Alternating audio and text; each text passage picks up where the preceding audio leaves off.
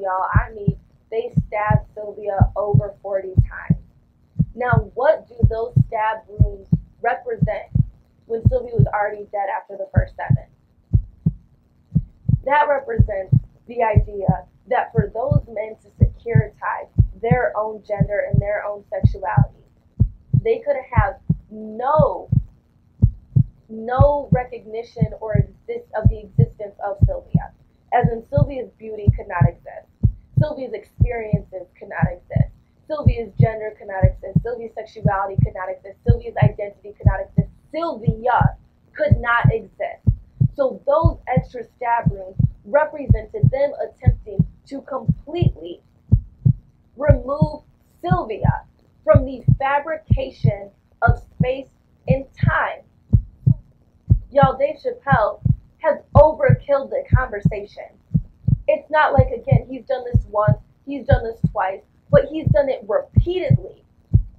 He is showing his psychological discomfort with his own gender, because the moment that he made these jokes the first time, the community spoke out against him. People who center trans women, who center the LGBTQ community in their politics, spoke out and said, no, this ain't right, this is wrong. We're not going to support you, and you need to get yourself educated. Just wanna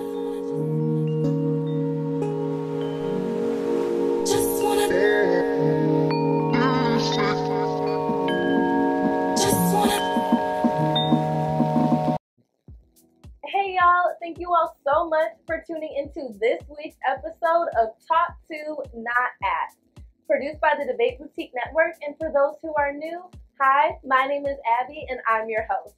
I'm so excited y'all are here with me, because honestly, every week that goes by, I cannot believe that we've just been episode after episode, every week in a row. Like, y'all, finally, episode 5, this is great. We are here with another hot conversation that is definitely gonna ruffle some feathers.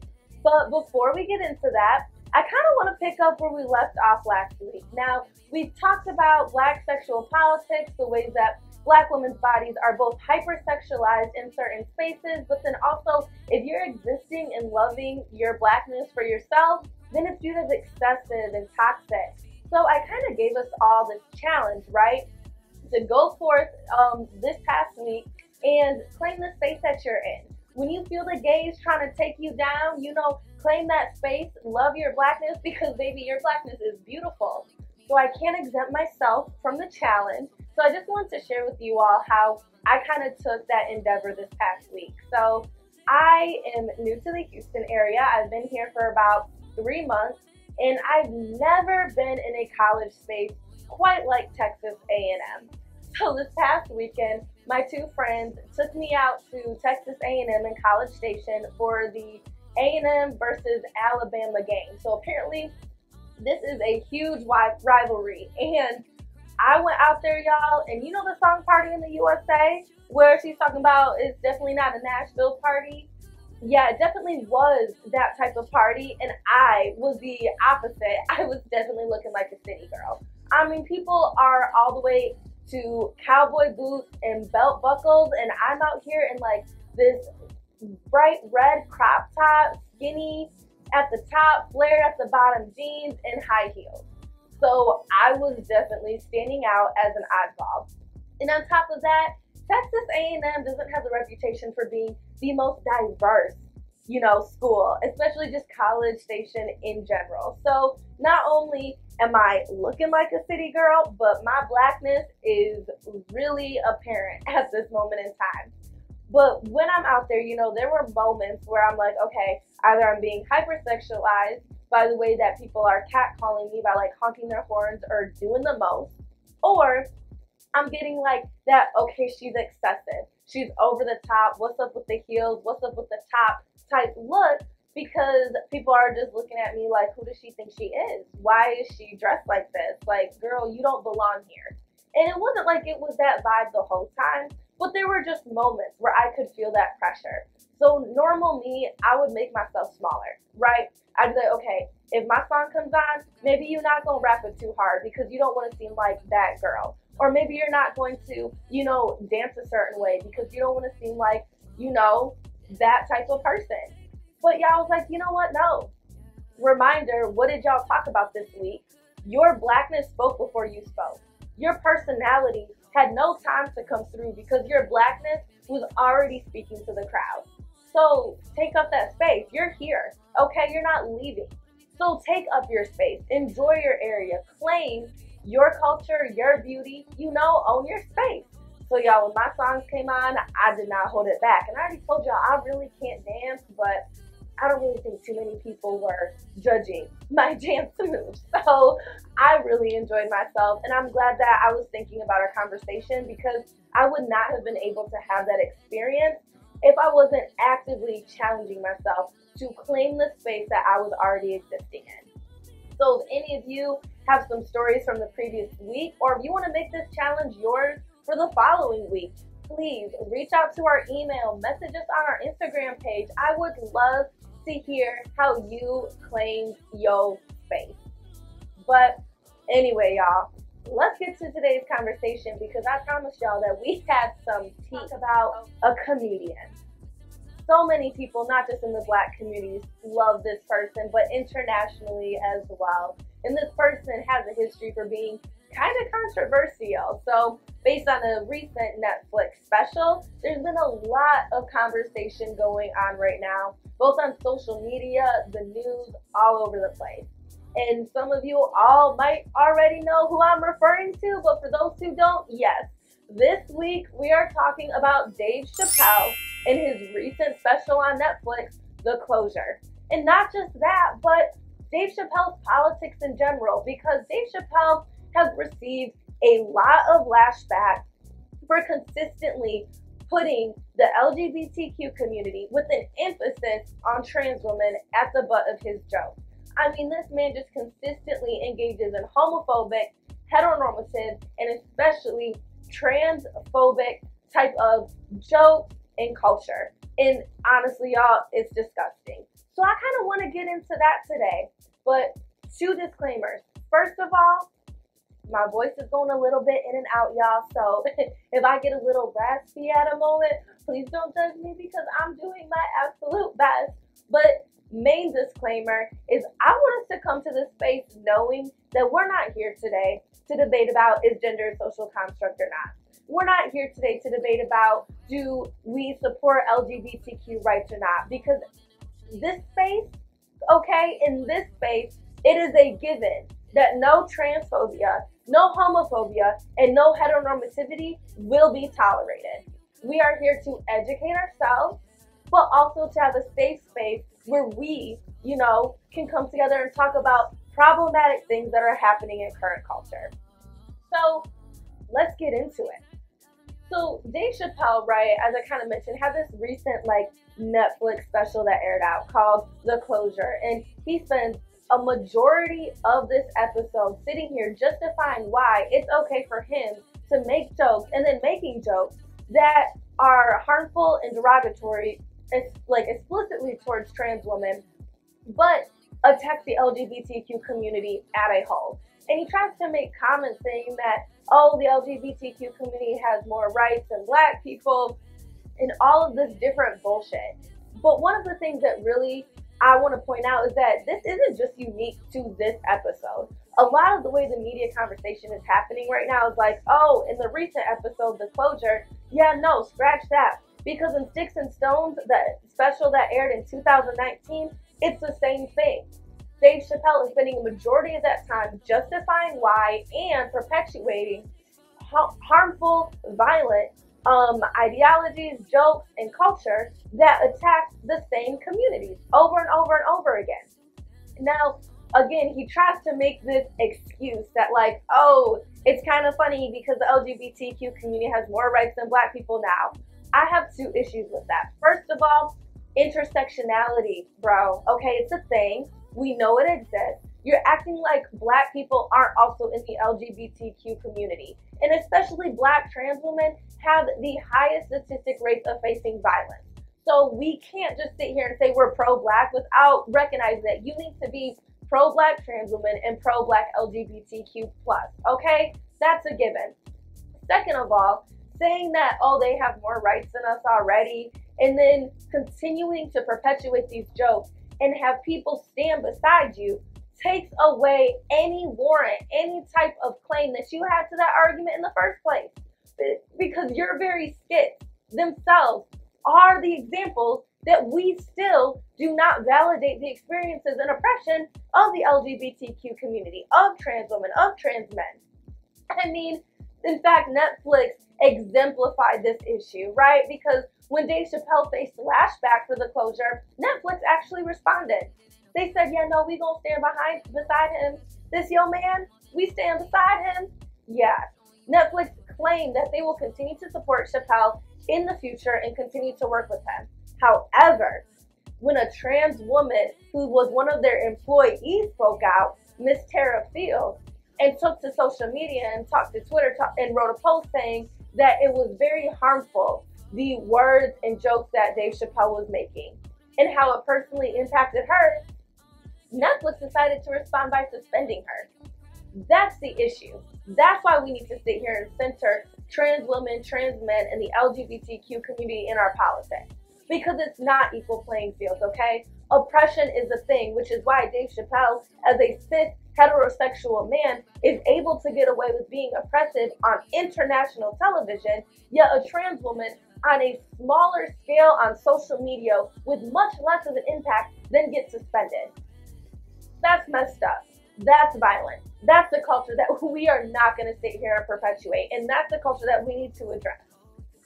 And not to make it matters worse, right? But Dave Chapelle recognizes that this is an issue.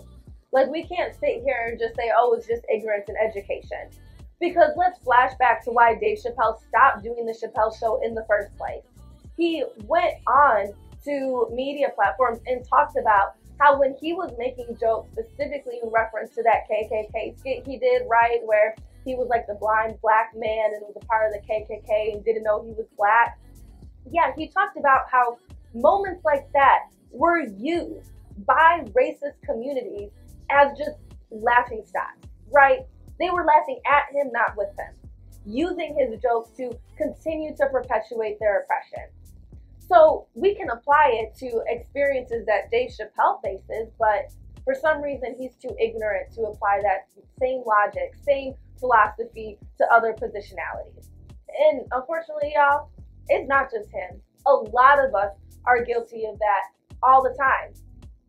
I mean, honestly, like, we really need to open up this space so that way we're willing to challenge our own politics.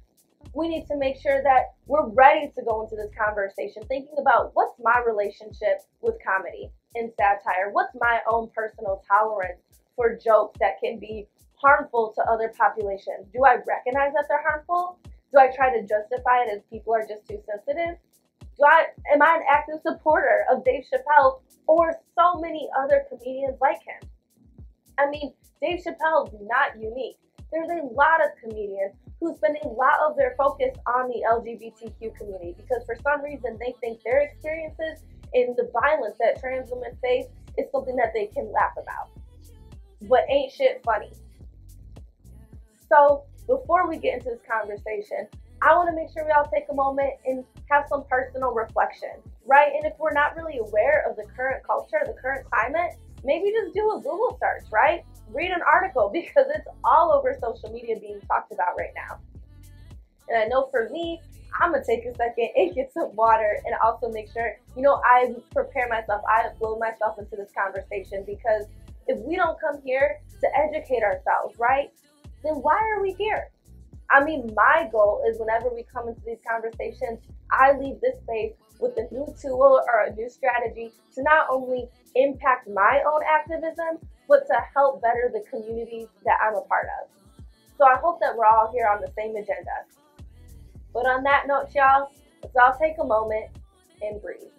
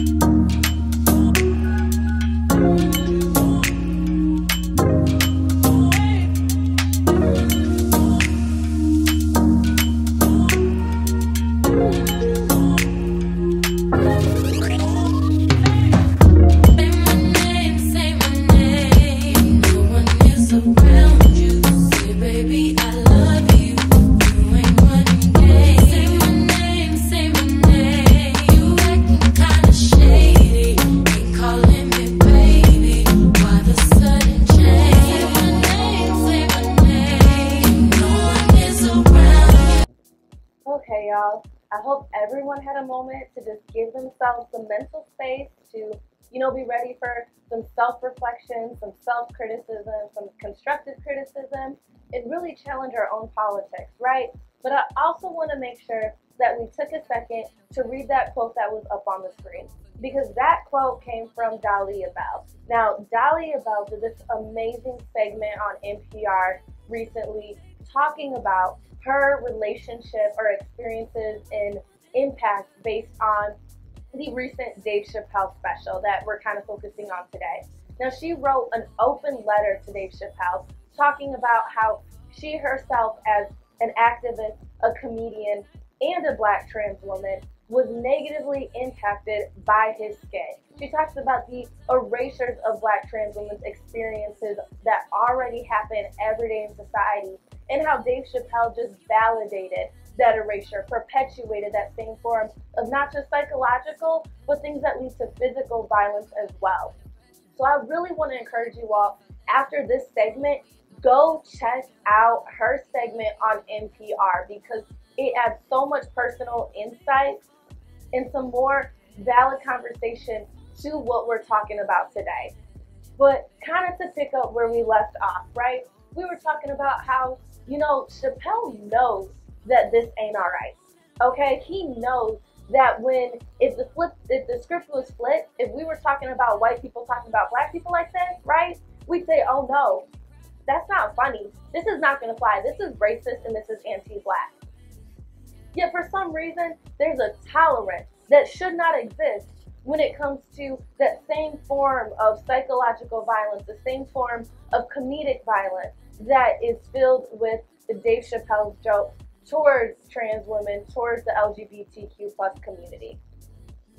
So that's kind of what we want to pick apart today. Because first thing I want to talk about, right, is we know that this won't be tolerated again if the script was flipped. But those are very elementary politics, okay? Unfortunately, that's the only way for some of us to start thinking about, if we talked about race like this, it wouldn't be funny. So maybe that does validate their experiences.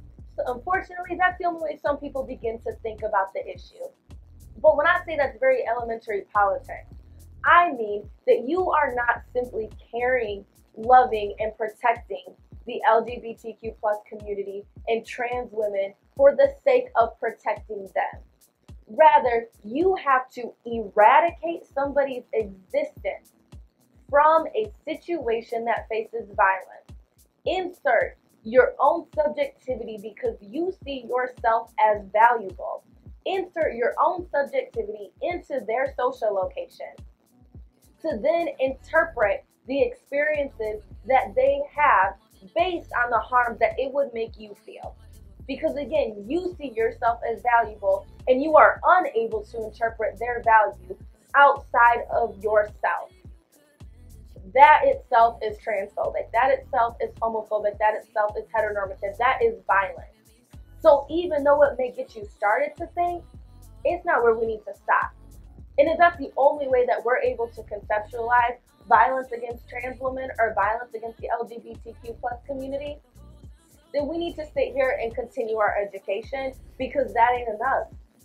That's not even reaching the bare minimum. That's not even reaching the bar, because it's still inflicting violence. It's still devaluing someone's existence to then interpret the validity of somebody else's experiences. What we need to do is start centering, loving, caring trans women for the sake of their own existence. Because y'all, the stats don't lie. Trans women's life expectancy right now is the age of 36. That's terrifying.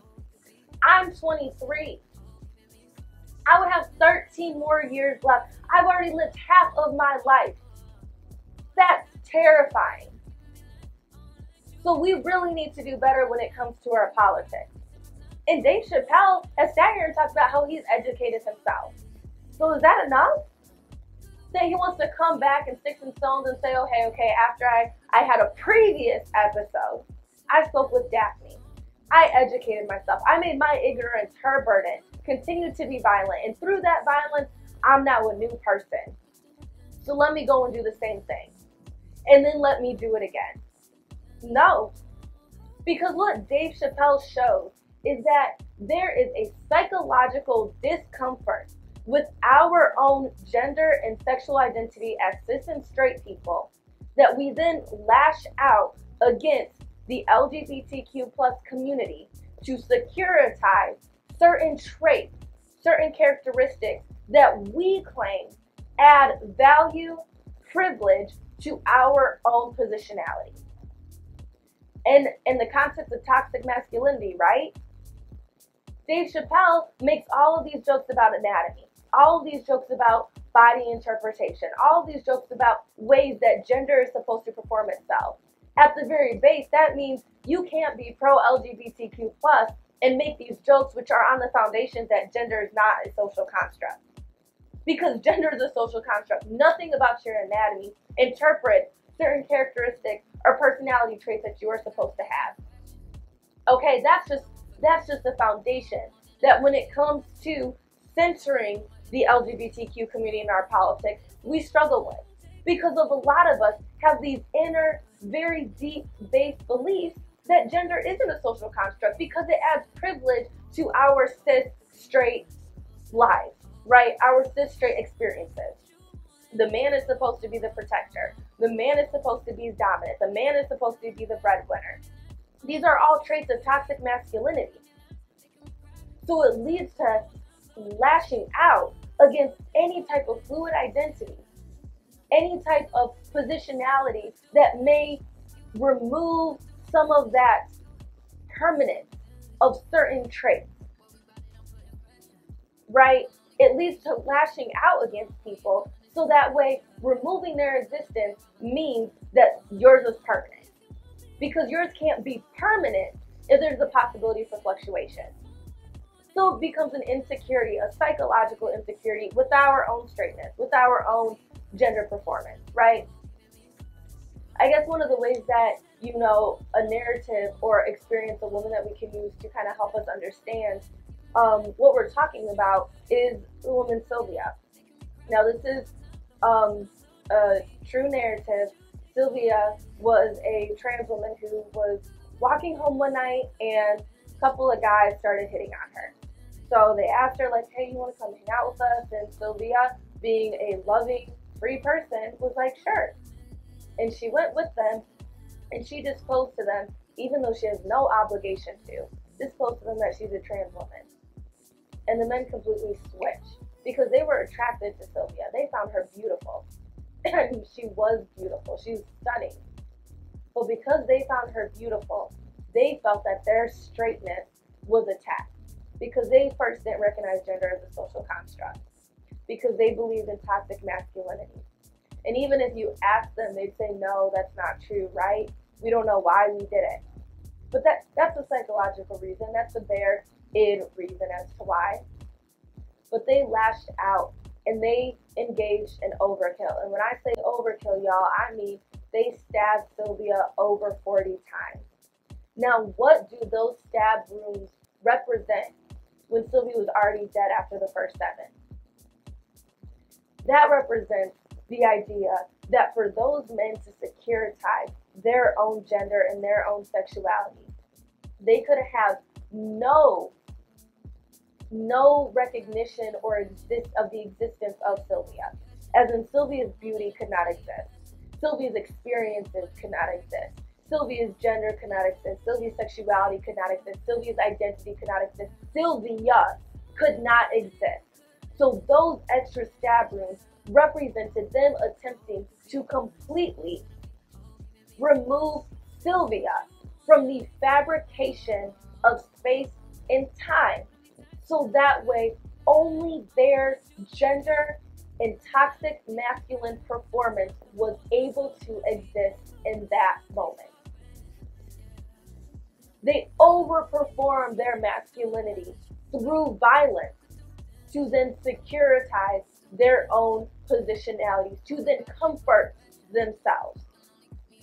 That is overkill. That is something that is a unique experience that we see when it comes to attempting to eradicate a certain positionality from existence.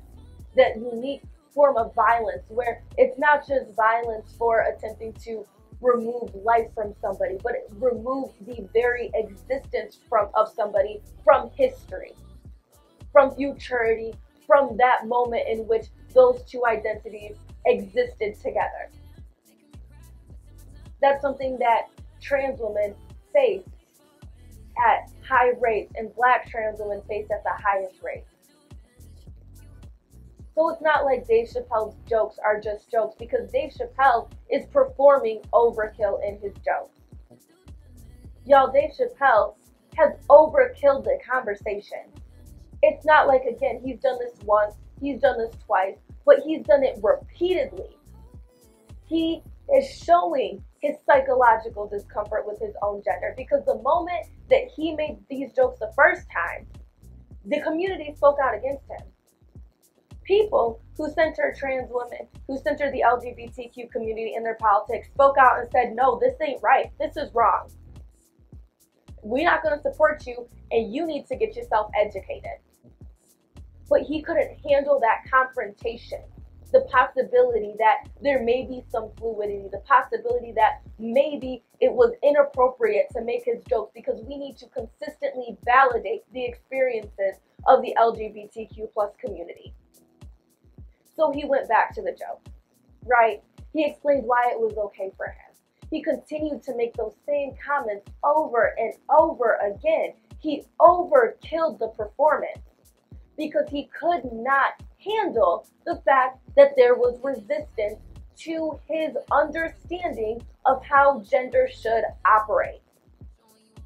He attempts to end the closure with, I'm done. I'm done on this subject. I'm done talking about it. Y'all can keep coming back and trying to talk about it. I'm done talking about it. That attempt to sound masculine, definitive, as though there's not going to be a response because it's problematic, is an attempt to secure permanence.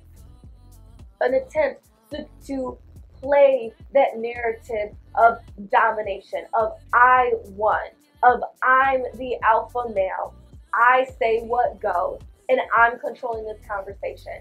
So my word is the last word. He performed overkill. Overkill doesn't just have to be physical. It's emotional. It's psychological. It's an attempt to eradicate and devalue experiences, positionalities, human life. Okay? That's what Dave Chapelle is doing in these episodes. It's not just jokes, y'all, because those jokes are tied to experiences that people have lived that have material violence. When Dave Chapelle's sitting here talking about interpretations of different bodies or anatomy, right? That's the problem that we have when it comes to either this idea that trans people are obligated to disclose if they're trans or not, because there's several layers. One, it means that we don't recognize people in the trans community as women or as men. We recognize them as others, as another type of identity, which is problematic in and of itself. That's one of the foundations to the joke that Dave Chapelle is making, but that's also an experience that people live every single day. The other joke, the level or the idea that people can have negative responses, that's the experience that so many people go through all the time. That's the reality that people live all the time. And it ends in violence. Okay? Those jokes are a reflection of emotions that cis or straight people have when it comes to them trying to eradicate other people's positionalities, when it comes to them trying to securitize their own gender or sexual performance. Because for trans women, there's a 1 in 8 chance that every time they step outside, they will face a physical form of violence.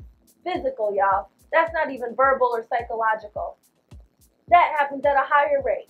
But physical violence, that 1 in 8 times you step outside, you will be physically attacked. They're not just jokes, y'all. Because Chappelle knows that. Those jokes are used in a reflection of an oppressive culture that we have that violently attacks certain positionalities and makes it so trans women's life expectancy is to the age of 36. That makes it so they face violence 1 in 8 times they step outside. Again, y'all, it's not funny. So that's what we kind of need to recognize, okay? That's what we need to first address. Is why that statement I said at the beginning, you can't be pro-black if you're not pro-black trans women, and if you're not pro-black LGBTQ+, right? That needs to be the standard for the spaces that we create. So moving forward, I think it's kind of a given, y'all. I know it may be hard for some of y'all, but we gotta ixnay the Dave Chapelle. Because the fact that he's had an opportunity to educate himself and all he's done is continue to produce more harm, despite the number of people both in and outside of the LGBT plus community that's tried to help educate him. No, it's not giving. It's not giving comedy. It's not giving funny. It's giving problematic. So we need to start, right, bettering our politics. So that's what's up next for us. Right after this conversation, we need to think when we're creating spaces, when we're engaging in conversation, how can I make sure that I make this space accessible to Black trans women, accessible to people in the LGBTQ plus community? What can I do to make sure that we don't perpetuate transphobia, heteronormativity, or homophobia? Because if you're not doing that at the bare minimum, you're not being pro-Black. You're being pro-Black cis people, pro-Black straight people, pro-Black cis heterosexual men. Yet if we start centering the LGBTQ plus community at the center of our politics, then we make spaces that better all of us. Right, that uplift the entirety of the Black community, because y'all, we are better in numbers, okay?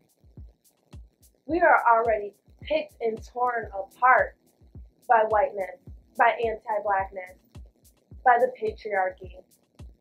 So when we continue to perpetuate those same forms and other forms of oppression, heteronormativity, homophobia, and transphobia in our community, we just divide ourselves into individualized communities. And we leave certain people to be targeted and marginalized at higher rates than us. And that ends up being Black trans women. That ends up being Black people in the LGBTQ plus community.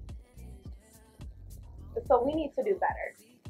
So the first thing that we need to do, right, is think about the space that we are creating whenever we start a conversation.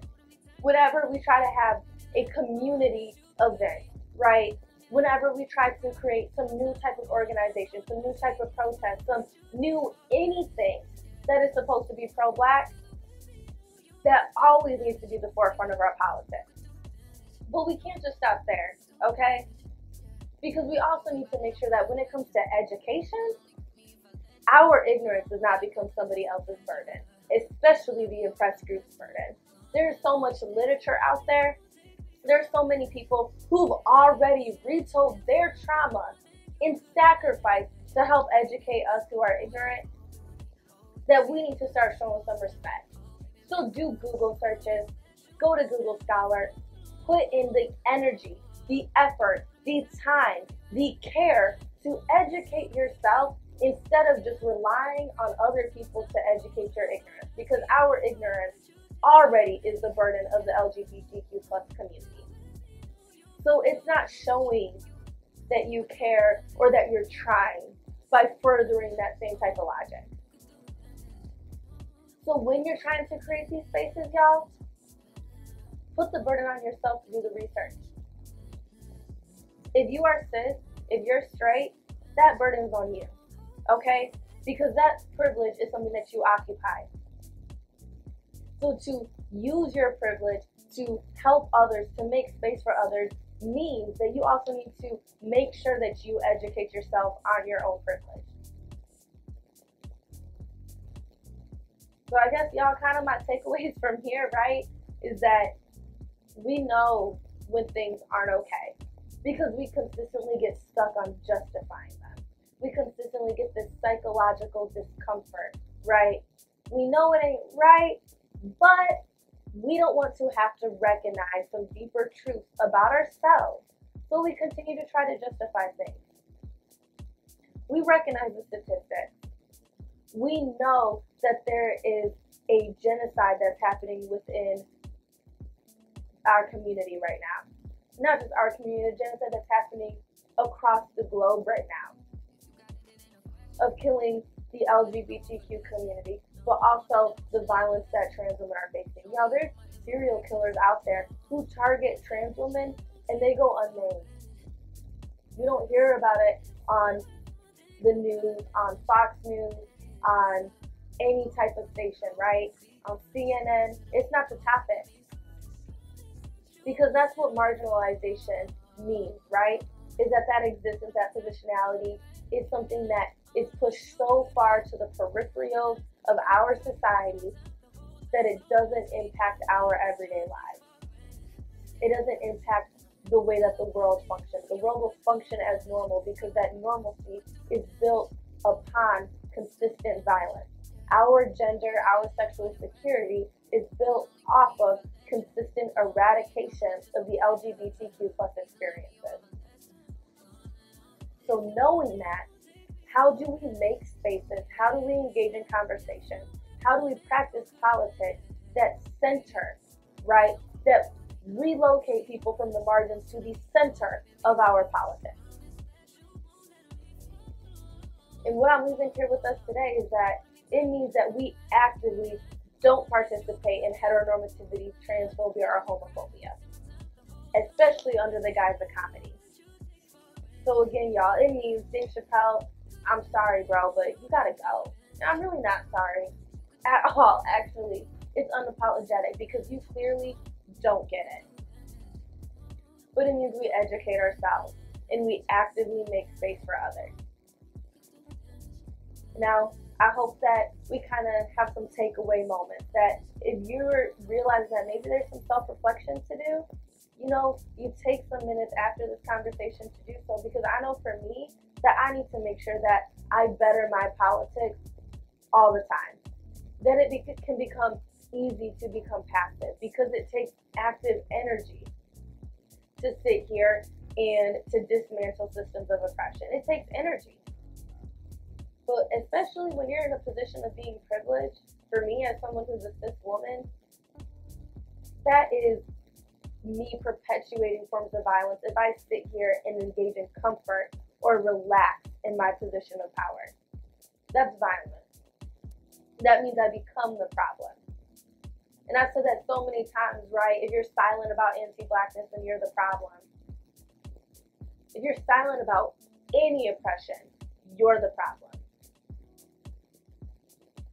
So I need to make sure that I constantly remind myself, no, you need to be active. You need to, use your voice. You need to create space for others. Because your community is the one that's oppressive. Your community is the one that's inflicting violence. So that's something that I gotta do every day. So I hope I'm not alone in this journey when we leave this conversation, y'all. I hope other people are also thinking about it, that we're reflecting on our politics, we're thinking about our tolerance for comedy, for satire, that we're trying to find strategies that we can implement in our own lives moving forward to create space that needs to be created, to love on Black trans women, to rage for Black trans women, to rage for the LGBTQ community. When I say rage, y'all, I mean rage stems from love. When we sit here and there's someone who's killed by an officer, we take to the street.